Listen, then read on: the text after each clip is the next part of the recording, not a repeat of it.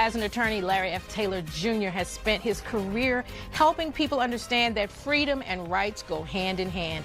That same principle applies in the healthcare setting.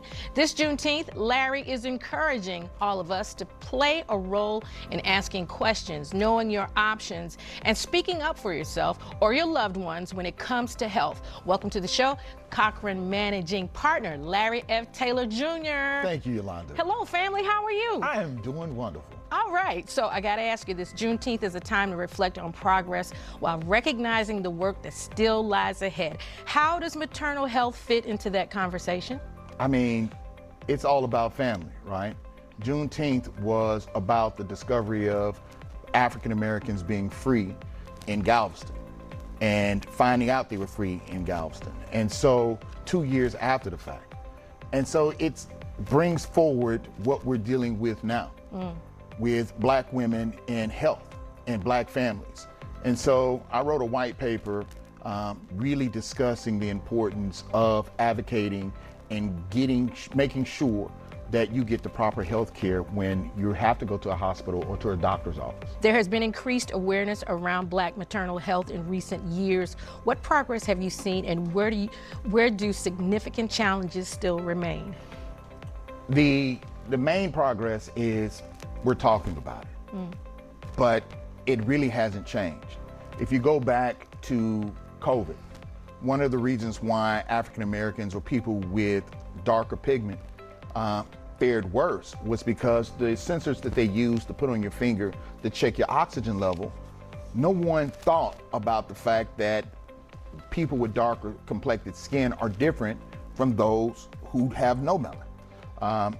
On Tailor Made Conversations on our YouTube channel, we have a segment called Her Health Talk, where we dive into this with doctors, medical doctors. Right. And they tell you the stories, the horror stories that go on behind from training doctors and not taking into account people of color.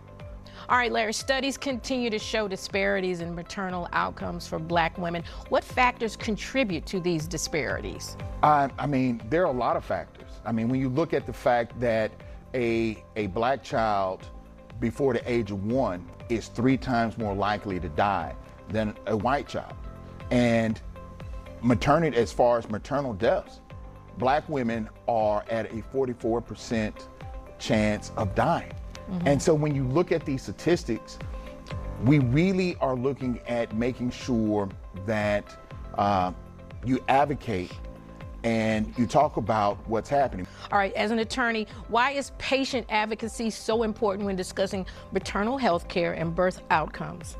Because if we don't talk about it, it's not going to change, right? We're looking at celebrating 250 years of this great country's freedom. But what's the old adage? Without your health, you don't have anything. And that's the truth, yeah. And so we have to make sure that we advocate for the health of these individuals. And like Juneteenth, everyone else received their freedoms. It took a little bit longer for African American slaves in Texas to hear about it. Right. We might be late to the party, but we need a seat at the table. And we need a seat at the table of good health.